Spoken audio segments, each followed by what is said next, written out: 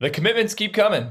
Jalen Brown, one of the nation's fastest recruits in the class of 2023, he announced a college commitment on Friday night. He's not headed to Miami. No, he's headed to LSU. Brown, who attends Miami Gulliver Prep and had over 1,000 receiving yards this past year and 11 touchdowns.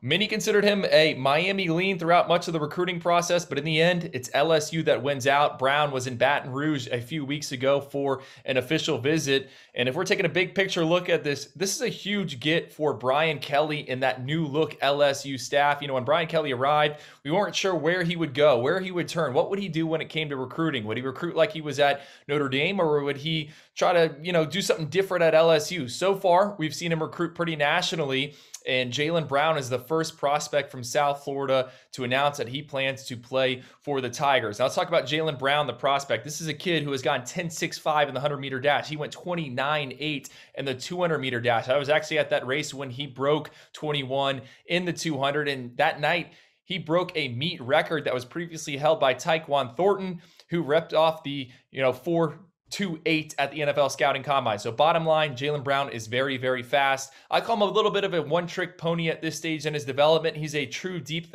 threat in my eyes, a guy that can get behind a defense and take the top off him, keeps cornerbacks and safeties guessing, and that, in turn can open up some run lanes.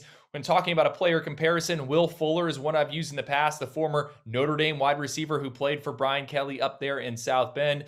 I also think Anthony Schwartz, who's now with the Cleveland Browns, former Auburn star. He was also a big track kid coming out of American Heritage High School a few years ago, which is right up the road from Gulliver Prep. So Jalen Brown, big get for the LSU Tigers, who have quickly crawled into the top 10 of the 24/7 Sports composite team rankings.